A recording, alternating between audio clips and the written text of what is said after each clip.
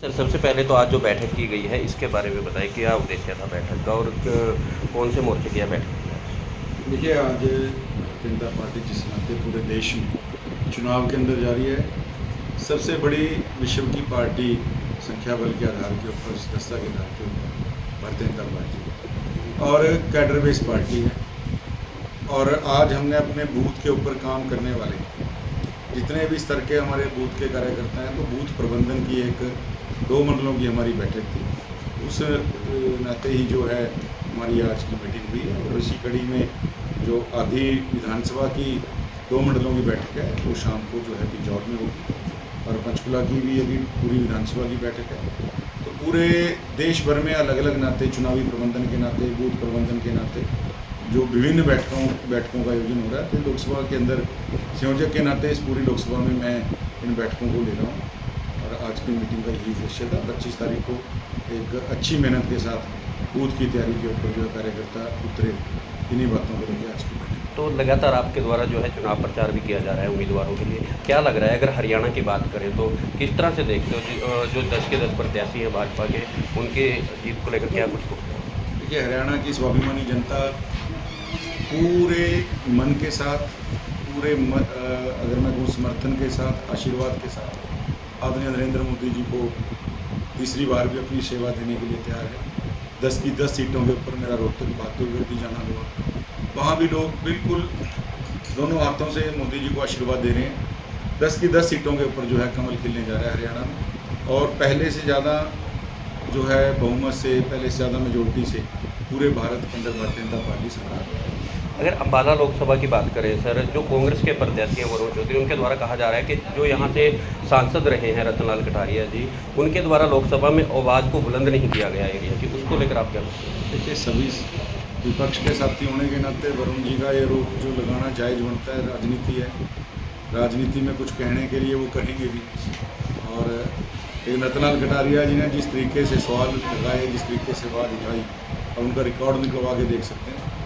पूरे अम्बाड़ा के लिए हमेशा एक बुलंद आवाज़ के नाते रतनलाल कटारिया जी ने, और अगर वो इतनी आवाज़ बुलंद ना होती, मैं तो कहता हूँ कटारिया जी ने खाली लोकसभा में नहीं, अकेले ऐसे सांसद थे जिनको यूएनओ में 2-2 बार जाके, अटल बिहारी वाजपेयी जी जब प्रधानमंत्री थे तब कटारिया जी यहाँ से सांसद थे, उनको यूएनओ में भेजा गया। चुनिंदा 5 MP उस समय गए थे, और आदरणीय मोदी जी ने भी उनको यूएनओ में भेजने का काम किया।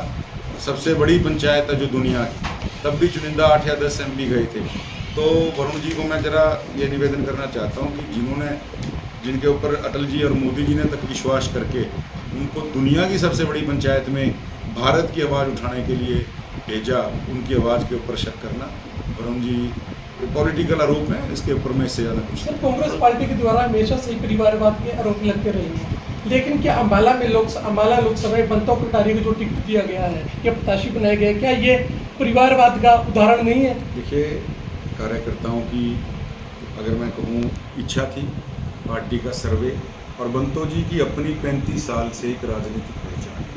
आज भी आदरणीय बंतो जी, हमारे जो मुख्यमंत्री हैं नैब सिंह सैनी जी, जो प्रदेश अध्यक्ष हैं, उनकी टीम में आज भी वो वरिष्ठ उपाध्यक्ष हैं। और इससे पहले बराड़ा जी के साथ भी उपाध्यक्ष के नाते आदरणीय बंतो जी ने काम किया। जिला में महामंत्री, जिला में उपाध्यक्ष, इतने महिला मोर्चा के दायित्वों के ऊपर, SC मोर्चा के दायित्वों के ऊपर 35 साल से बंतो जी लगातार कटारिया जी के साथ सक्रिय राजनीति में रही।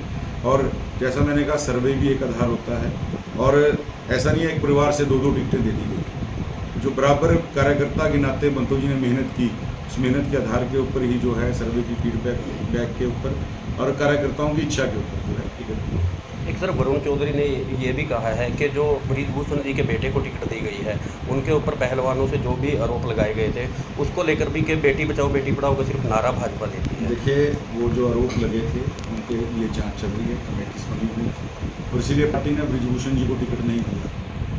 और कांग्रेस, क्योंकि केवल ये चुनाव अफवाहों के ऊपर लड़ रही है, कांग्रेस कोई काम गिनाने की बजाय ऐसी बेतुकी बेसिर पैर की बातें, अगर हमारे मन के अंदर, पार्टी नेतृत्व के अंदर, मन के अंदर ये बात ना होती तो ब्रिजभूषण जी का टिकट भी ना करते। पर अगर आरोप लगे हैं, उन आरोपों की जांच भी हो रही है, कमेटी बनी है, इसलिए उनका टिकट भी काटा है। जब से लोकसभा चुनाव की घोषणा हुई है, जो राज्य सरकार है वो किसानों पर कोई ध्यान नहीं दे रही है। मंडियों के अंदर ना तो गेहूं का उठान हो रहा है, ना ही उनकी पेमेंट पहुंच रही किसानों तक।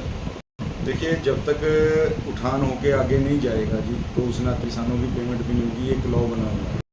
आपकी बात ठीक है, मंडियों में जो है लिफ्टिंग का मामला थोड़ा ढीला है, थोड़ा नहीं काफ़ी ढीला है। और मैं बड़ा क्लियर कहना चाहता हूँ, ये हमें भी निचले स्तर पे ठेकेदारों की जो मंशा है तो ठीक नहीं लग रही है, क्योंकि वो थोड़ा कहीं सरकार के एक खिलाफ माहौल बनाना चाहते हैं। ये आज भी उच्च अधिकारियों से बात हुई है और इस बारे में हमारे ये संज्ञान में है। बड़ी जल्दी इसका आपको अच्छा रिजल्ट दिखेगा। आज भी मेरी चंडीगढ़ में 2 उच्च अधिकारियों से बात हुई है और ये हमारे संज्ञान में इसको ठीक करवाने लगे।